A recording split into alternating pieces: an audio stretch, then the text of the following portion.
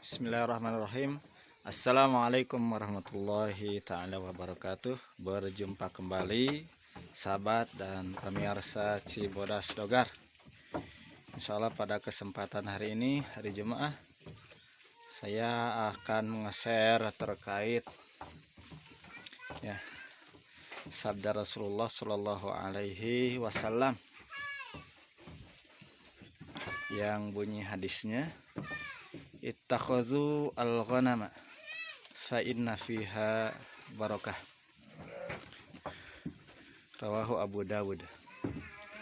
Ya. Kata Rasulullah Shallallahu Alaihi Wasallam, peliharalah domba atau kambing, karena di dalam kambing dan domba itu ada keberkahan. Ya, dari hadis ini kita bisa memahami, jadi barang siapa dari umatnya yang memelihara domba dan kambing, maka sungguh dia telah mengambil suatu langkah yang akan menyebabkan keberkahan dari hewan ternaknya itu menyertai dia.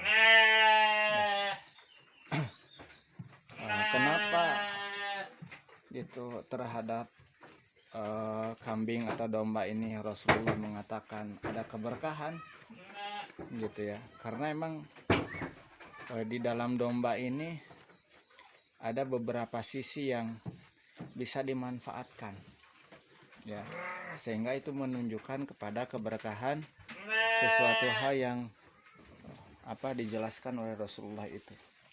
Ya, berkah itu adalah kebaikan yang bisa melahirkan kebaikan seperti itu. Nah, kalau kita dilihat dari segi kulit kayak gitu ya, maka kulit kambing atau domba itu bisa dimanfaatkan untuk pakaian. Ya, sekarang mungkin ada terkenal dengan istilah jaket Garut kayak gitu ya. Yaitu yang paling bagus itu ya dari kulit domba kayak gitu ya. Nah itu. Kemudian juga susu ya, susu kambing atau susu domba kayak gitu ya, bisa dimanfaatkan untuk diminum kayak gitu, untuk kesehatan kayak gitu ya. Dan tidak ada keterangan yang lain kayak sejauh ini yang saya tahu kayak gitu mengenai khasiat susu sapi kayak gitu, nggak ada. Tapi yang ada adalah susu domba atau susu kambing ya. Kemudian juga apalagi dari dagingnya kayak gitu ya, bisa dimanfaatkan. Sekarang terkenal ya di Lembang itu ada rumah makan Balibu ya. Jadi rumah makan sate kambing Balibu di bawah 5 bulan gitu. Jadi emang kambing ini sangat enak gitu ya jika dimakan di saat usianya masih muda kayak gitu. Dan justru Rasulullah di berbagai keterangan itu sangat menyukai daging domba, terlebih adalah paha bagian depan sebelah kanan gitu. Itu jauh lebih baik untuk dikonsumsi gitu. Sahabat dan pemirsa Cibodas Dogar gitu. Jadi dilihat dari segi itu kayak gitu ya, itu keberkahan bisa diraih oleh para petani yang memelihara dan menggembala domba. Kemudian juga keberkahan yang lain kayak itu yang bisa diraih adalah efek atau yang ditimbulkan dari memelihara domba itu adalah itu akan memberikan pengaruh kepada para peternaknya memiliki jiwa yang lembut, memiliki jiwa kesabaran, kemudian juga memiliki jiwa ketenangan. Beda jika dibandingkan dengan para peternak yang beternak hewan lain, misalkan unta ataupun kuda seperti itu. Bahkan dalam sebuah keterangan yang saya ketahui, kalau kita memelihara unta itu perasaannya bangga kayak gitu. bangga terus. Tapi kalau di domba kayak gitu ya, itu akan memberikan efek ketawaduan, kerendahan hati, kesabaran, kelembutan kayak. Makanya tak heran di berbagai keterangan setiap nabi dan rasul yang diutus pasti sebelumnya sama Allah dikasih proyek apa? Itu proyek menggembala domba. Bahkan di saat Rasulullah SAW ditanya oleh para sahabat, wala anta ya Rasulullah, wala ana. Tidak terkecuali denganmu wahai Rasulullah. Ya, saya juga sama, menggembala domba dari penduduk ahli Makkah untuk mendapatkan beberapa qirat, ya, upah beberapa qirat, ya,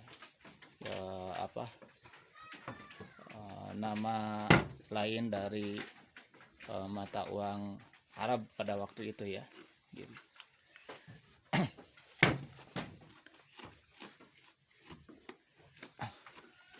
Sahabat dan pemirsa Cibodas Dogar, jadi dari berbagai keterangan ini sudah tidak ada alasan lagi begitu ya, dan cukup untuk meyakinkan kita harus yakin bahwasanya dengan menggembala domba atau mengurus domba atau memelihara domba atau kambing gitu, itu berbagai keberkahan akan kita dapati ya. Terus keberkahan yang lainnya gitu ya. Jadi domba itu kalau di syarahnya tafsir At-Tabari kayak gitu, itu bahkan sampai ada yang 3 kali beranak 1 tahun kayak gitu ya. Tapi saya mendahulukan keyakinan dan husnuzon terhadap para ulama, khususnya Imam At-Tabari kayak gitu ya, yang telah menjelaskan dalam tafsirnya. Meskipun saya sampai sekarang belum menemukan kayak gitu ya, belum menemukan kambing dalam setahun itu bisa 3 kali. Paling maksimal mungkin dengan jeda kalau manusia itu nipas kayak gitu ya, itu dengan jeda nipasnya itu baru di usia 40 hari dari kelahiran itu domba baru bisa dikawinkan lagi. Ya paling maksimalnya setahun 2 kali bisa beranak kayak gitu ya. Jadi terlepas dari perbedaan ya, khilaf itu kayak gitu ya. Yang pastinya adalah domba ini merupakan salah satu hewan yang mudah berkembang biak kayak gitu. Makanya disebutkan fa inna fiha, karena di dalam beternak atau mengembala domba itu ada keberkahan ya, salah satunya itu mudah berkembang biak.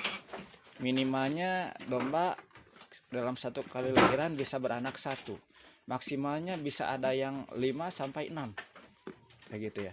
Tapi rata-ratanya di 2 dan di 3 anak, 1 kali melahirkan itu 2 atau 3 anak ya. Jadi tidak ada kerugian bagi siapa saja, khususnya umat Nabi Muhammad SAW, jika dia memilih kayak gitu ya, untuk menyimpan uangnya di ternak domba. Karena di dalam domba dan kambing itu emang ada keberkahan, sahabat dan pemirsa Cibodas Dogar gitu.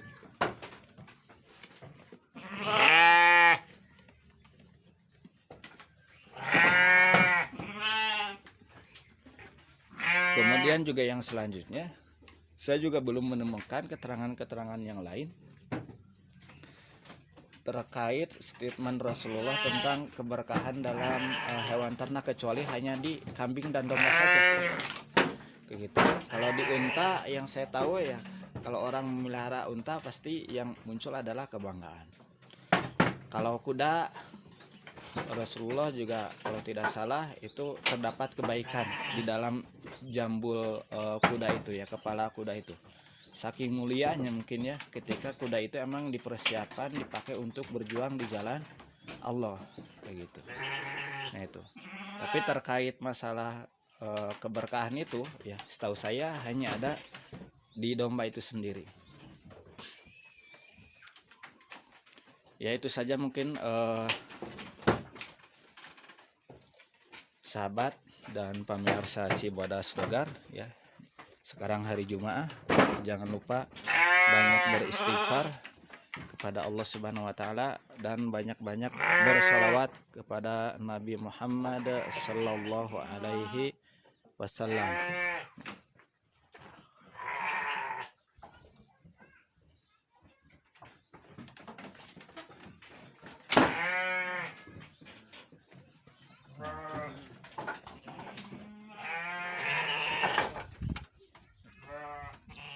Nah, ini sebentar lagi nih mau melahirkan ya.